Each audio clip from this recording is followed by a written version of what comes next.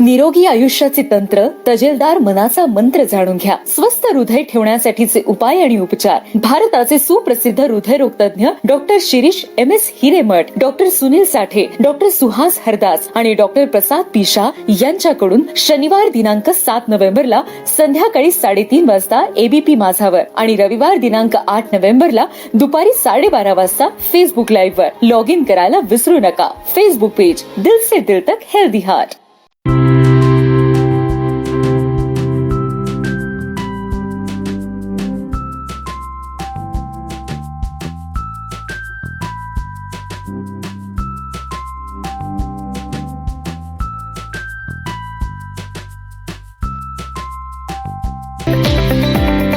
On the World Hypertension Day, let's take a pledge that this is something which is preventable and we can take good care of blood pressure by visiting doctors, checking blood pressure at home, checking blood pressure at various places, and thus decide whether we need medication. Best way is not to allow blood pressure to attack you. For this, we need to control our weight, control our salt intake, and do aggressive physical activity. Must walk at least 10,000 steps a day. By this, we can keep blood pressure under control and may not get blood pressure at all. Those who have blood pressure, I think they must make it a point to take the treatment regularly. Keep checking blood pressure. Many people check today and forget to check it for next many months, which is not all right. And blood pressure targets are now at 140 and 130. So all people must make sure that the blood pressure is well controlled to the target. So if we control it properly, we can all make a healthy India.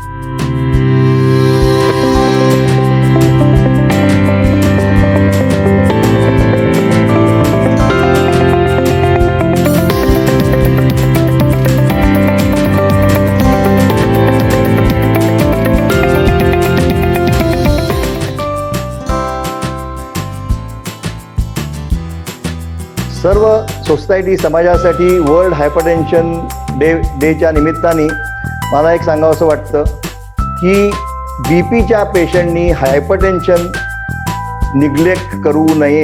बिलकुल लोकांना काय आहे की 90% BPच्या पेशंटना, हाय BPच्या पेशंटला symptoms म्हणजे काही नसतं म्हणून लोक बेफिकीर राहतात की मला काही नाही, माझं BP 170-80 आहे, 180 आहे, मला काही होत नाही. पण तसं करू नये. याचं कारण आहे की जरी सिम्पटम्स नसले तरी hypertension is a silent killer. म्हणजे काय की तो कॉम्प्लिकेशन्स देतो. मग तो हार्टमध्ये देतो, ब्रेनमध्ये देतो, किडनीमध्ये देतो. आणि जवळजवळ 30 ते 40% पॅरालिसिसच्या पेशंटला जर BP कंट्रोल केलं तर पॅरालिसिस हा आपण प्रिव्हेंट करू शकतो. आणि म्हणून ऑन वर्ल्ड हायपरटेन्शन डे सगळ्यात महत्त्वाचा मेसेज की आपलं BPच्या गोळ्या कधी मिस करायच्या नाही. BP निग्लेक्ट करू नका. आपण BPचे सर्व कॉम्प्लिकेशन्स जर व्यवस्थित गोळ्या घेतल्या तर प्रिव्हेंट करू शकतो.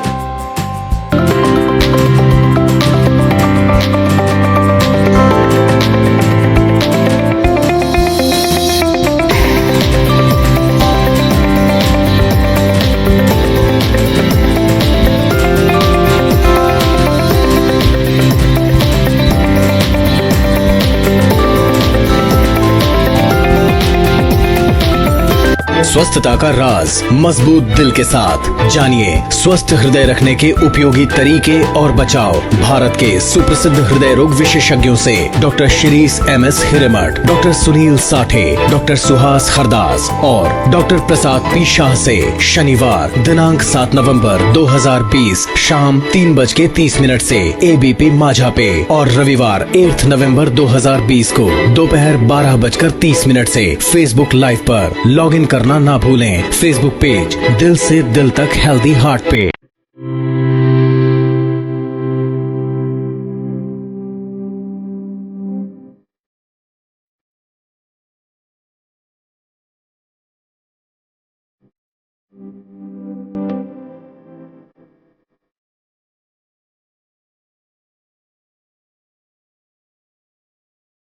वर्ल्ड हायपरटेन्शन डे जो आहे त्याकरता माझा जो मेसेज असेल माझ्या रुग्णांसाठी किंवा सगळ्या रुग्णांसाठी की एक गोष्ट लक्षात ठेवा, hypertension is a silent killer. आणि याचं कारण असं आहे की तुम्हाला डे टू डे बेसिसवरती रोजच्या रोज हायपरटेन्शनमुळे त्रास होणार नाही. आणि हे गैरसमज आहेत परत की ब्लड प्रेशर वाढलं की डोकं दुखतं किंवा ब्लड प्रेशर वाढलं की अमुक गोष्ट घडते, असं बाय अँड लार्ज घडत नाही. It is a silent killer. आणि त्यामुळे ज्यावेळेस टार्गेट ऑर्गन्सवरती डॅमेज व्हायला लागेल, डोळे, किडनी, हार्ट, ब्रेन, मग ह्या गोष्टी आपण कंट्रोलमध्ये आणण्यात तसा फारसा तथ्य नाही आहे. आणि म्हणून जर तुम्ही हायपरटेन्सिव्ह डिटेक्ट झालेला असाल तर कंप्लायन्स फार महत्वाचा आहे. वेळच्या वेळी गोळ्या घ्या आणि तुमचं ब्लड प्रेशर कुठल्याही पद्धतीने, ज्याच्यामध्ये जीवनशैलीतले बदल असोत किंवा वेळच्या वेळी गोळ्या घेणं असोत, 120/80 असायला पाहिजे. काळजी घ्या, स्वस्थ राहा, मस्त राहा. All the best. नमस्कार.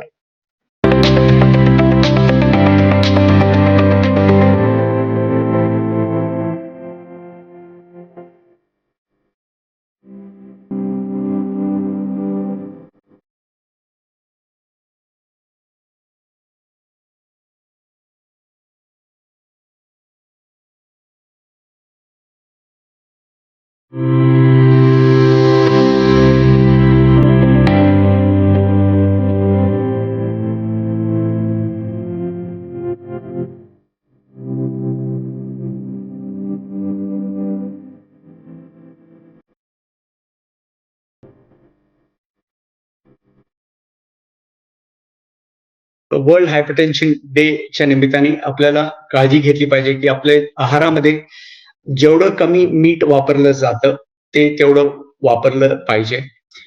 आपले मेडिकेशन्स जे आहेत ते रेग्युलरली घेतले पाहिजेत so that the blood pressure control होईल. Blood pressure is a silent killer जे आपल्या हृदयाला आणि आपल्या बाकीच्या ऑर्गन्सना डॅमेज करू शकतं. पण आपलं ब्लड प्रेशर कंट्रोल ठेवणं अत्यंत आवश्यक आहे. Thank you. On this World Hypertension Day, I would request everybody to cut down the salt intake in their diet, to take the medications regularly, so as to keep the blood pressure under control. Controlling the blood pressure will control and keep the heart diseases at bay. So stay healthy, keep your heart safe, and keep God.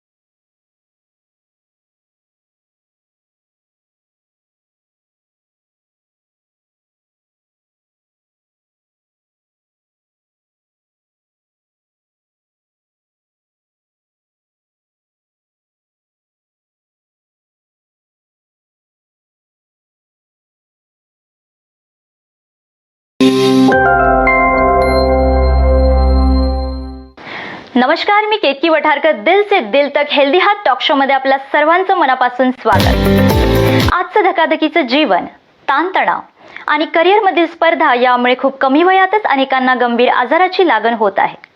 वेळी अवेळी खाणे, अनियमित दिनचर्या यामुळे हल्ली तरुणांमध्ये जास्त प्रमाणात हृदयरोग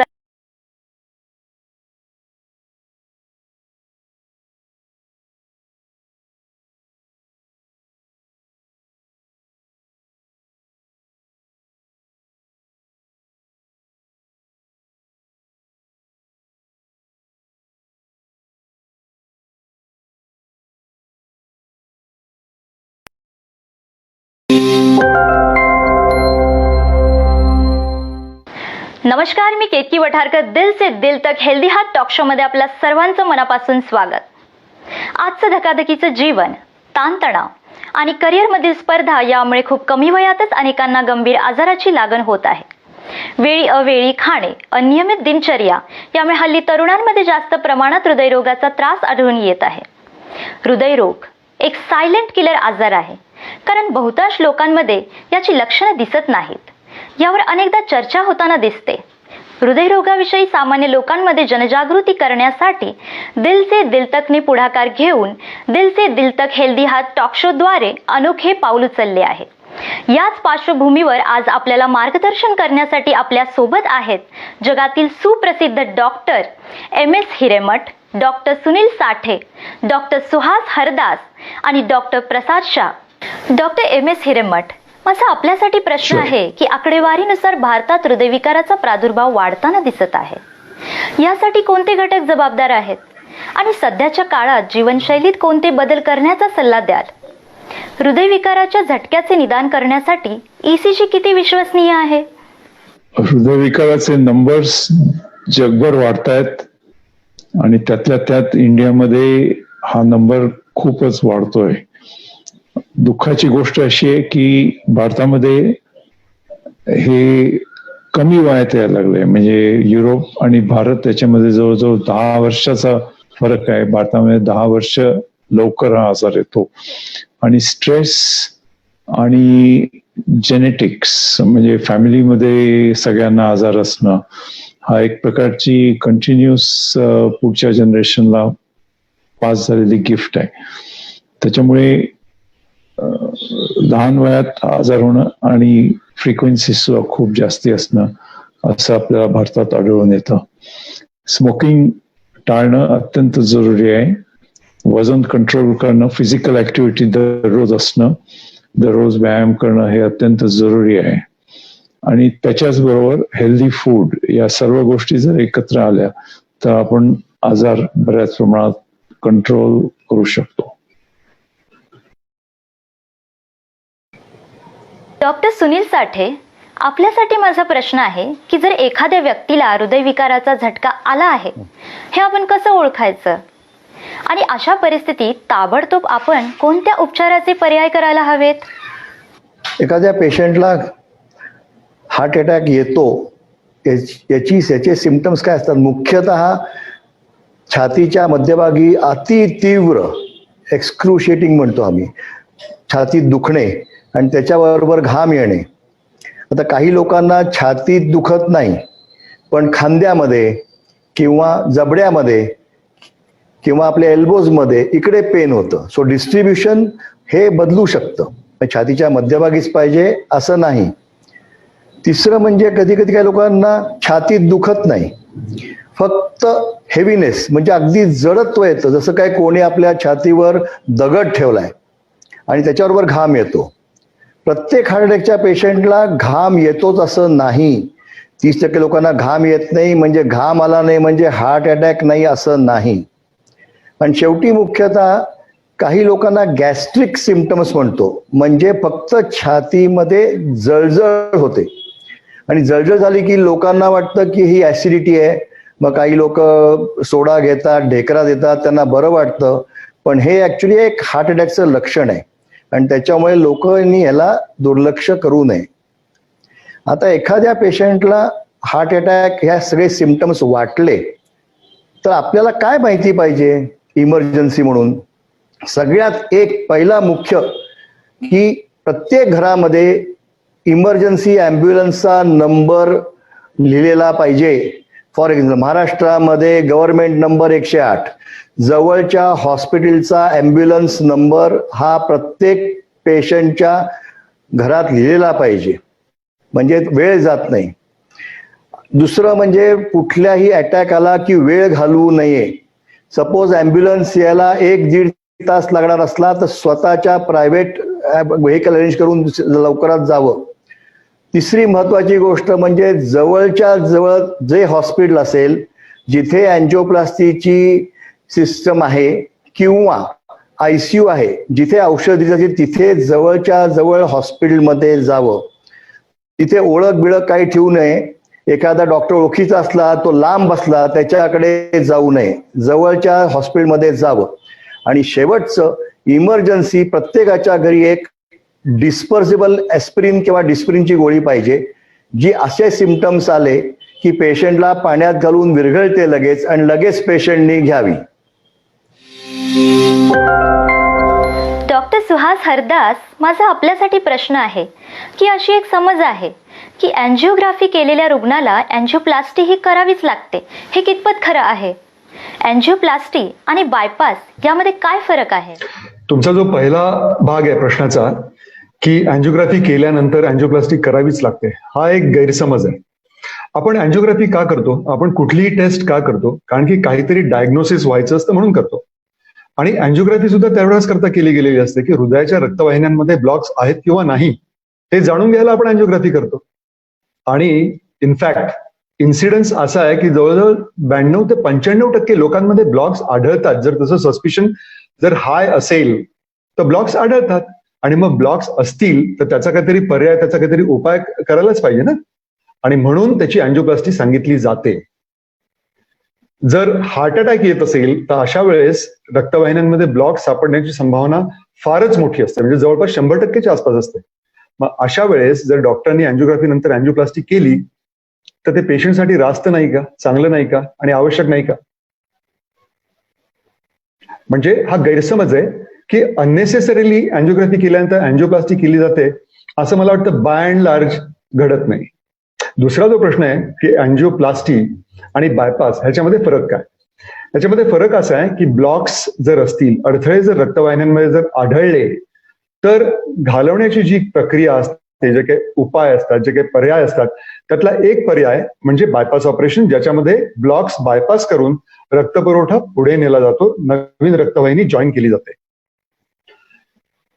दुसरा पर्याय अँजिओप्लास्टी, ज्याच्यामध्ये अडथळा हा घालवायला रक्तवाहिनी बलूनच्या साह्याने मोठी करून त्याच्या आतमध्ये स्टेंटचं इम्प्लांटेशन किंवा प्रत्यारोपण केलं जातं.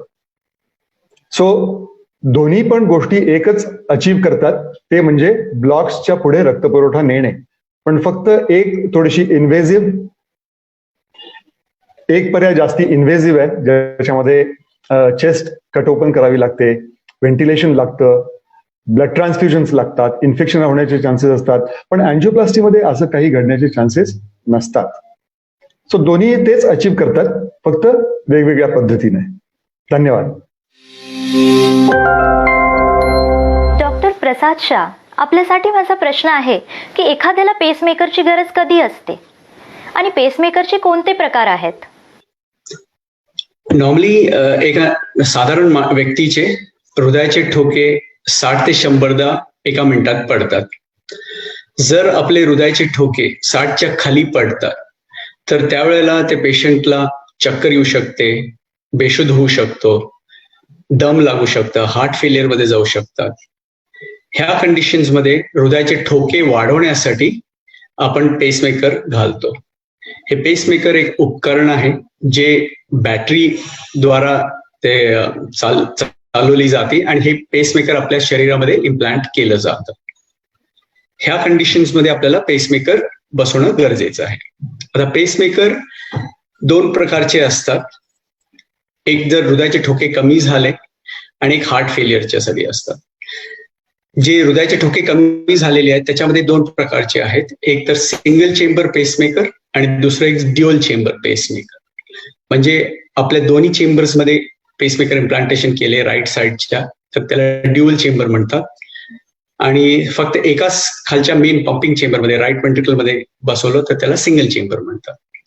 काही कंडिशन्समध्ये हार्ट फेलियर ज्यांना असतं तर ते हार्ट फंक्शन सिंक्रोनाइज करण्यासाठी खालच्या दोन्ही वेंट्रिकल्समध्ये पेसमेकर लीड्स बसवले जातात आणि वरच्या राईट साईड चेंबरमध्ये एक बसवलं जातं. त्याला एक कार्डियक रिसिंक्रोनायझेशन असं म्हटलं जातं.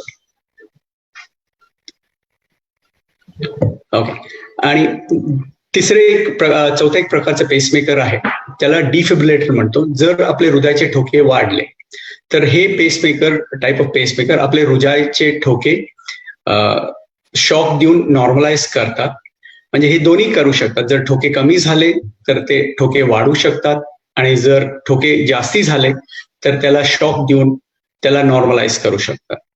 हे पेसमेकर्स आपल्या हृदयाला चे रेट नॉर्मलाइज करण्यासाठी वापरलं जातं.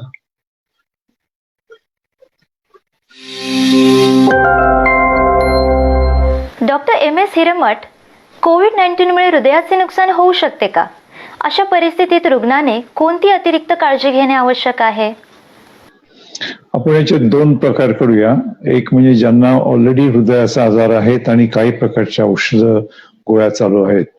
मोस्ट ऑफ दीज पेशंट्स त्यांना आपण कोलेस्ट्रॉलसाठी गोळ्या देत असतो आणि ब्लड थिनिंगच्या गोळ्या देत असतो. तर या गोळ्यांमध्ये अजिबात खंड येऊन चालणार नाही. त्या सातत्याने आणि रेग्युलरिटीने घेणं अगदी जरुरी आहे. आणि तसं जर केलं तर त्यांना कोविड पिरियडमुळे नवीन काही आजार व्हायचा किंवा परत एकदा हार्ट अटॅक याचा संभव एव्हरेज पॉप्युलेशन मध्ये आहे तेवढ्याच प्रमाणात असू शकतो. त्याच्यामुळे आहे त्या गोळ्या नियमितपणे घेणं हे अत्यंत महत्वाचं आहे. ज्या लोकांना हार्टचा आजार नाही अशा लोकांना सुद्धा कोविडमुळे हार्टला इजा होऊ शकते. याच्यामध्ये हार्टला एक प्रकारे डायलेटेशन होऊ शकतं, हार्टचा पंपिंगचा जोर कमी होऊ शकतो, त्याच्यातनं रिकव्हरीचा चान्स चांगला असतो. पण होऊ न देणं हे तेवढंच महत्वाचं असतं. बऱ्याच वेळेला ज्या वेळेला आम्ही पेशंट ऍडमिट करतो त्यावेळेला आम्ही ब्लड थिनिंगसाठी स्पेशल औषध देतो की ज्यायोगे हार्टच्या बारीक बारीक रक्तवाहिन्या आहेत त्याच्यामध्ये क्लॉट तयार होणार नाही, आणि अशा प्रकारे आपण आजार बऱ्याच प्रमाणात टाळू शकतो. फॉर्च्युनेटली हार्टचे आजार कोविडच्या सगळ्याच पेशंटना होतात असं नाही. इनफॅक्ट हार्टचे आजार खूपच कमी प्रमाणात आहेत, लंग्सचे आजार त्यामानाने जास्ती प्रमाणात होतात. तर आहेत ती औषधं व्यवस्थित घेणं आणि नवीन आजार हार्टला होऊ नये अशा दृष्टीने ज्या लोकांना रिस्क फॅक्टर्स आहेत की ज्यांना डायबिटीस आहे, ब्लड प्रेशर आहे, अशा लोकांनी जास्ती काळजी घेणं जरुरी आहे. डॉक्टर सुनील साठे, कोविड पॉझिटिव्ह असलेल्या रुग्णाच्या हृदयरोगाच्या उपचारात काही बदल झाले आहेत का? कोविडच्या पेशंटमध्ये म्हणजे कोविड जेव्हा झालं तेव्हा उपचारामध्ये फार फरक नाही आहे, पण हार्ट अटॅकच्या पेशंटच्या प्रोटोकॉलमध्ये मात्र बदल झाला. म्हणजे काय, पेशंटला हार्ट अटॅक आला तर आम्ही युजली सांगतो की बाबा लवकरात लवकर अँजिओप्लास्टी किंवा आर्टरी उघडून घ्या. दुसरा ऑप्शन असतो की आम्ही औषधं देतो ज्यांनी गुठळी विरघळून जाते, म्हणजे थ्रॉम्बोलिसिस म्हणतात त्याला. तर कोविडच्या इरामध्ये काय झालं की आम्ही इन जनरल युजली सध्या तरी सेकंड ऑप्शन म्हणजे गुठळी डिझॉल्व्ह व्हायचं औषध देतो पेशंटला, मग त्याची कोविड टेस्ट करतो. ती जर नेगेटिव्ह असली तर पेशंटला अँजिओग्राफी आणि अँजिओप्लास्टीला 24 तासात घेतो. म्हणजे हा प्रोटोकॉलमध्ये बदल झाला. हे एक. दुसरं, पेशंट जर सिम्पटम्स सिव्हिअर असले तर प्रोटोकॉल नाही, मग जे लागेल ते अँजिओप्लास्टी तर अँजिओप्लास्टी करायचं. दुसरा महत्वाचा बदल असा झाला की जे लोक ज्यांना आम्ही औषध दिलं आणि पेशंट जर कम्प्लिटली स्टेबल असला, म्हणजे ECG चांगला आहे, पेशंटला पेन नाही, BP सगळं चांगलं आहे, तर पेशंट जर पॉझिटिव्ह असला हा पेशंट, तर आम्ही लगेच पेशंटला अँजिओप्लास्टी अँजिओग्राफीला घेत नाही. स्टेबल पेशंटला, पॉझिटिव्ह कोविड पेशंटला आफ्टर हार्ट अटॅक औषध दिल्यानंतर साधारणपणे 15 ते 17 दिवस थांबावे आणि परत टेस्ट करून मग त्यांना घ्यावे. डॉक्टर सुहास हरदास, आपल्यासाठी माझा प्रश्न आहे की कोविड काळात असं कुठलं अँटी हायपरटेन्सिव्ह मेडिसिन आहे जे आपण टाळायला हवे? हा पण एक गैरसमज होता आणि हा अशा प्रकारचा एक प्रश्न मला विचारला गेला होता मार्च महिन्यात, एका वाहिनीने विचारला होता. त्यावेळेस माझं जे उत्तर होतं, कारण की त्यावेळेस आपल्याला फार जाण नव्हती या आजाराबद्दल, बऱ्याचशा गोष्टी माहीत नव्हत्या, पण आता 6 महिन्यानंतर 6.5 महिन्यानंतर आपल्याला बऱ्याचशा गोष्टी कळालेल्या. असा एक समज होता की कोरोनाचे विषाणू आणि काही आम्ही जी अँटी हायपरटेन्सिव्ह वापरतो, म्हणजे रक्तदाब कमी करायला जी औषधं वापरतो, ह्यांना जी अटॅचमेंट असते सेल्सवरती किंवा पेशींवरती, त्याचे रिसेप्टर्स एकच असतात, ज्याला आम्ही एसी रिसेप्टर्स म्हणत असतो. आणि असं समज होता पूर्वी की हे एसी इनहिबिटर्स जर दिले तर अशा व्यक्तींना अशा विषाणूंचा प्रादुर्भाव किंवा अफेक्शन जास्ती प्रमाणात होण्याची शक्यता आहे. पण एप्रिल महिन्यात एकदा आणि त्यानंतर मे महिन्यात असे 2 फार important documents, European documents as well as American documents publish झालेत, त्याच्यात क्लिअरली म्हटलेलं आहे की असं काहीही नाही. म्हणजे कुठल्याही प्रकारचे अँटी हायपरटेन्सिव्ह किंवा रक्तदाब कमी करण्याला वापरणारी जी औषधं असतात ती वापरल्या जाऊ शकतात. तर हा गैरसमज आहे. आपण ही जी औषधं सुरू करतो ती फार महत्वाची असतात, ती फार इंडिकेटेड असतात काही पेशंट्समध्ये, एस्पेशली हार्ट फेल्युअरचे पेशंट्स आहेत. रक्तदाब फार जर जास्ती असेल तर अशा पेशंट्समध्ये ह्या मेडिसिन्स फार फार आवश्यक असतात आणि मला असं वाटतं की ते रोखू नयेत. धन्यवाद. डॉक्टर प्रसाद शाह, माझा आपल्यासाठी प्रश्न आहे की सध्याच्या कोविड-19 परिस्थितीत सीव्हीडीच्या रुग्णासाठी कोणती अतिरिक्त काळजी घ्यावी लागेल? आपल्याला सगळ्यांना माहिती आहे की कोविडमुळं पेशंट्सना हृदयाचे विकार खूप व्हायला लागलेले आहेत. आणि नॉर्मल सिच्युएशन्स मध्ये सुद्धा ज्या वेळेला कोविड असतं, आपल्याला कोविड प्रिव्हेन्शनच्यासाठी आपल्याला काळजी घेतली पाहिजे. आणि जर कार्डिओव्हॅस्क्युलर कंडिशन्स मध्ये आपल्याला माहिती आहे की त्या पेशंट्सना हार्ट अटॅक येऊ शकतो, पल्मोनरी एम्बॉलिझम होऊ शकतो, पॅरालिसिसचा अटॅक येऊ शकतो, स्ट्रोक होऊ शकतात, रक्तवाहिनीमध्ये ब्लॉकेजेस होऊ शकतात. ते प्रिव्हेंट करण्यासाठी आपल्याला काळजी घेतली पाहिजे.